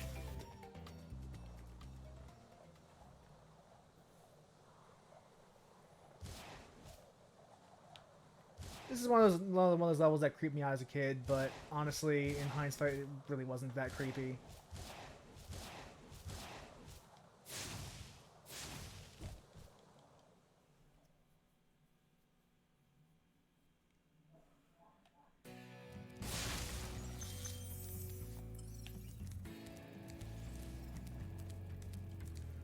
So...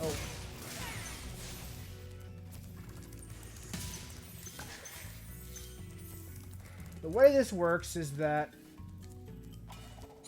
these hell monsters turn into cute little critters when exposed to light. The hellhounds become dogs, the turtles become, or these demons become turtles.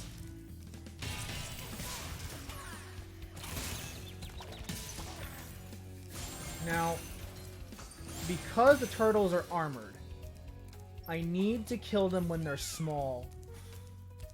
But the hellhounds I can flame at any moment. I don't need to have them be transformed into their lesser shapes to kill them.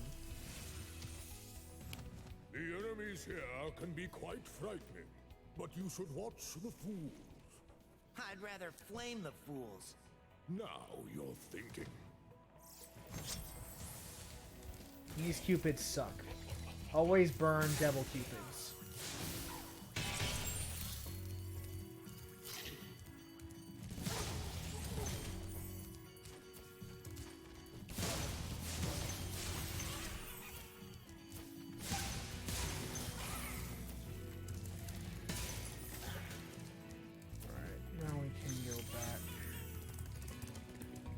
Sure that we safely kill this spotter without risking like lost health. We got life out of it. Perfect. Where are you, Sparks?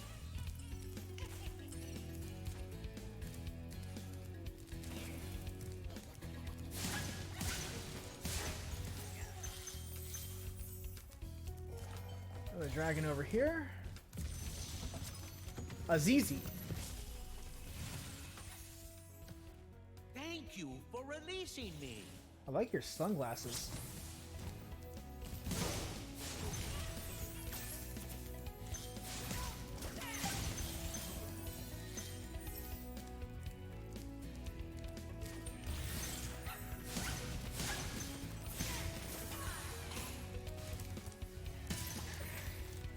You don't want to try to charge turtles straight on because they'll flame you if you do.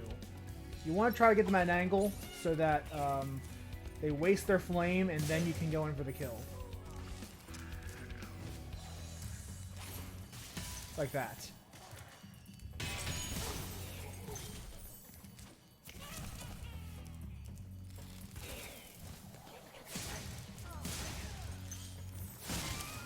But, as per usual, getting to the end of the level, trivial, easy, doesn't require much effort. Bakari, what do you think about that? You know, I think you just might be the dragon to defeat Nasty Nork. That's me, all right.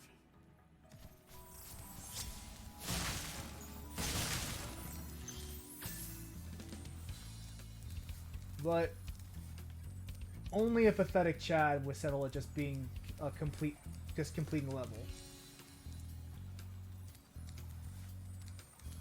We are not a Chad. We are a Derek.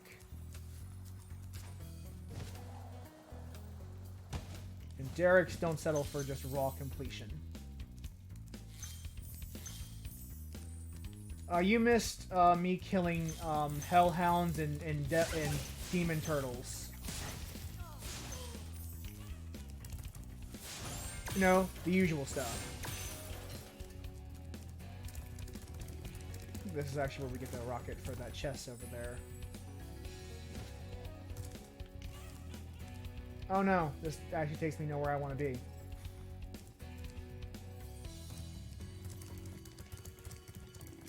Like I said, you want to take these turtles at an angle, you want them to waste their flame, and then charge them.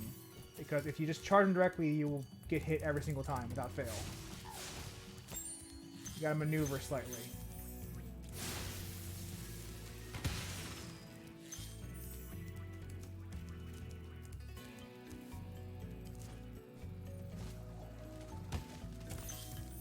And one of my favorite things in this game is the charge string. That, no matter how many enemies they put in front of you, those strings always feel really good. Alright, so I'll hit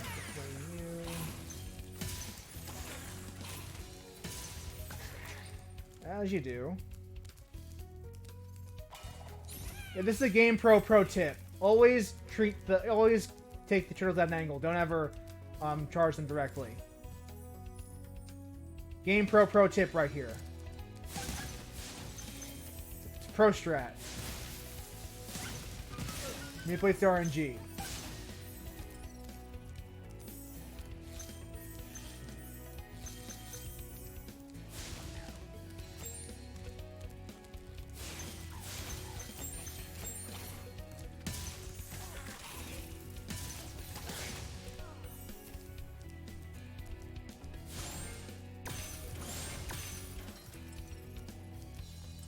Pro tip, collect gems. Gems help you get farther in the game.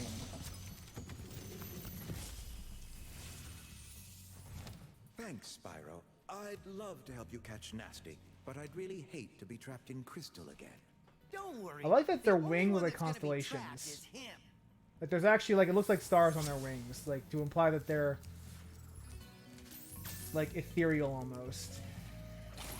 And charge. Let them waste their flame, and then charge them as punishment for daring to try to burn you. They don't deserve respect for trying to burn you. You must take them down like the fearsome dragon you are. Make them rue the day they thought I could give you a wedgie in gym class. Fuck you, Steven. No one liked you. Your name is Steven, I apologize.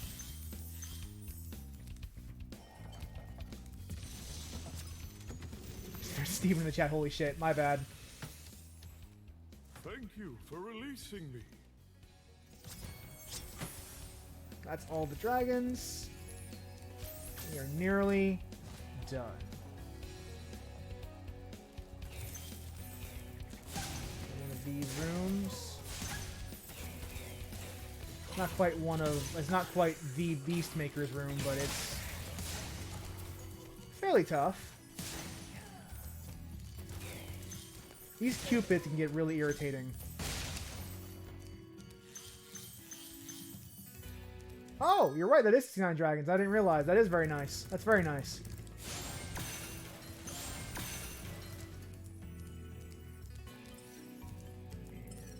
And once we finish this level, it'll probably end up being the last level we do for the night. Never. 100% takes priority over everything else.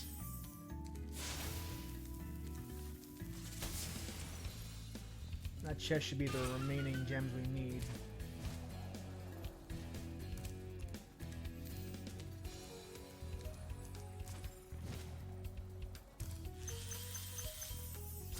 Perfect. Just step on level complete pad and call it a day.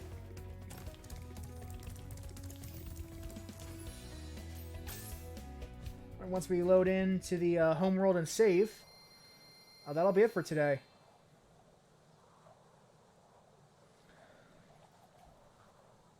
So once you pick a gem up, gems never despawn, but once you beat the enemy and take its gem, when you beat it the next time, it'll drop an orb. When you collect enough orbs, you'll get a necklace that will equal a 1-up. But do gems ever despawn? No. They never do.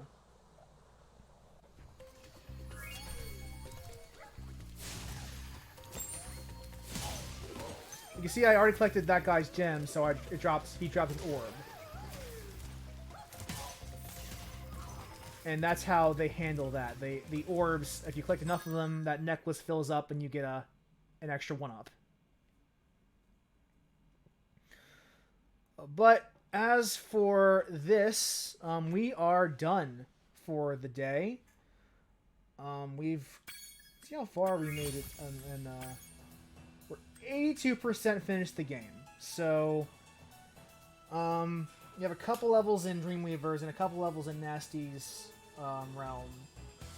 And then I think we will be able to finish this game 100% or more next stream, which will be next week.